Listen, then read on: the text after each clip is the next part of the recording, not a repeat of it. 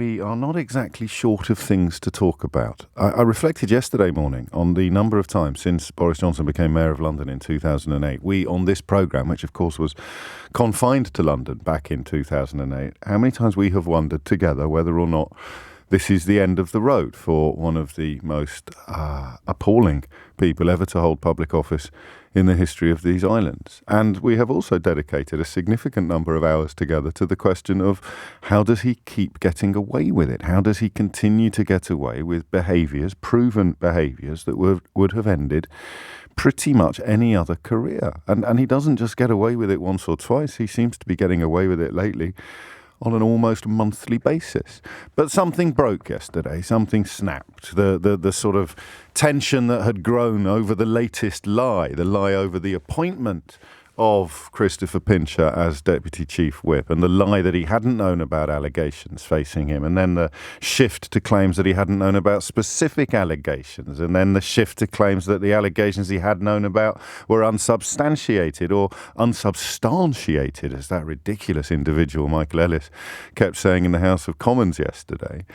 And that all fell apart after Simon MacDonald published his letter, the launchpad for 2 hours of yesterday's programme. And then today we find ourselves starting the programme at 10 o'clock in the morning with 13 resignations from government, some big. They don't get bigger than Chancellor of the Exchequer, some small, PPSs, and plenty in between. I think an exodus that is unprecedented. I could be wrong. I don't remember it ever being necessary because, of course, the attrition would normally have prompted a Premier to fall upon their sword. The resignation of a Chancellor of the Exchequer and a Secretary of State for Health, followed by 11 more resignations from government. I mean, it's the moment. You remember probably the best line in recent months about Boris Johnson is that traditionally the Chief Whip takes a metaphorical revolver and glass of whiskey into the Prime Minister's office and expects him to do what's best for the country. But in Boris Johnson's case, he'd drink the whiskey and shoot the Chief Whip. And I think although it's a metaphor, it's a telling one. So what do we talk about today? We can't do another conversation about how he keeps getting away with it, because I think finally it looks as if he has run out of road. I don't know if I've said to you before, I truly think this is it. Special shout out to Lee who says 2008, James, that's scary. This is my longest relationship ever. We should have a little anniversary party, Lee, to celebrate, shouldn't we? But I don't think that's the question to ask today. And I also am conscious of you not being as immersed in the world of politics as perhaps some of us are. So I want to keep it interesting for you. I don't know how much sympathy I can muster up for people who are feeling betrayed and let down. Certainly if you've been kind enough to listen to this programme over the last few years and you're sort of mourning this morning your previous regard for Boris Johnson, I certainly won't be nasty or mean to you, but what the hell have you been doing for the... I mean, where has your head been? Up your backside? Honestly, how can anybody be remotely surprised by what has transpired? And that, I think, is the way into our contemplations this morning. Not such a crass question, how can anybody be remotely surprised by this? But those of us who have been pointing out the inevitability of collapse, because when an administration is built upon lies, it is built upon nonsense, it is built upon vanity, then it will fall apart. The only question is when and how much damage will be done in the process and in the interim. You cannot sustain indefinitely any project built upon a platform of lies.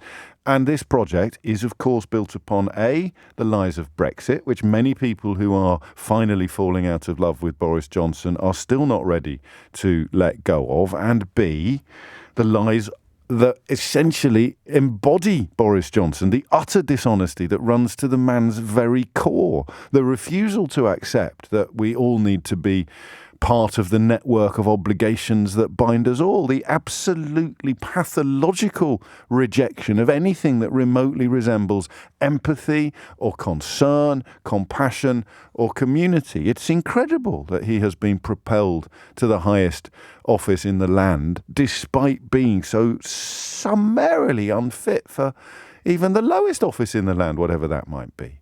I still find it staggering, and I have been talking about it for 14 years. Pretty much, about a month after that mayoral election, when the scales fell from my eyes at breakneck speed, and I've spent the ensuing decade and a half wondering why the hell you can't see how naked this particular emperor is. And here we are today. Here we are today. The emperor is naked. Rishi Sunak has finally acknowledged that the emperor is naked. Sajid Javid has finally acknowledged that the emperor is naked. And yet, days ago, they were sitting next to him, grinning like Cheshire cats and nodding along like, well, nodding dogs, as he attempted to lie his way out of trouble again. They didn't resign over the parties. Rishi Sunak didn't resign after getting fined.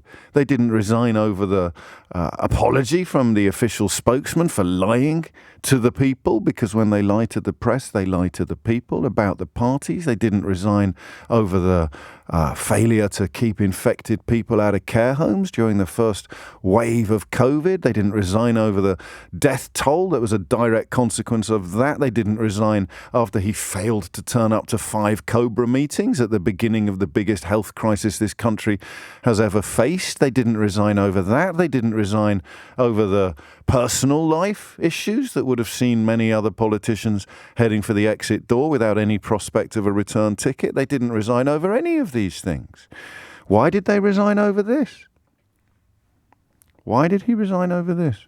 Why is it this lie that has focused the minds of these people? That's the question I've got for you at 10:10 this morning. Why do you think it is this lie at this time?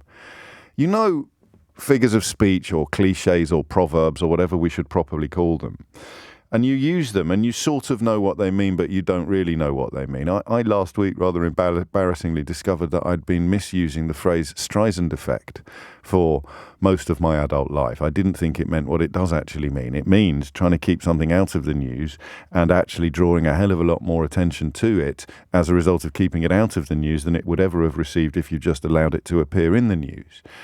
But the simple phrase, the straw that broke the camel's back, the straw that broke the camel's back. How many times have you used that phrase without properly wondering about what it means? Because what it means, of course, is that the thing that actually breaks the back doesn't have to be particularly big or heavy.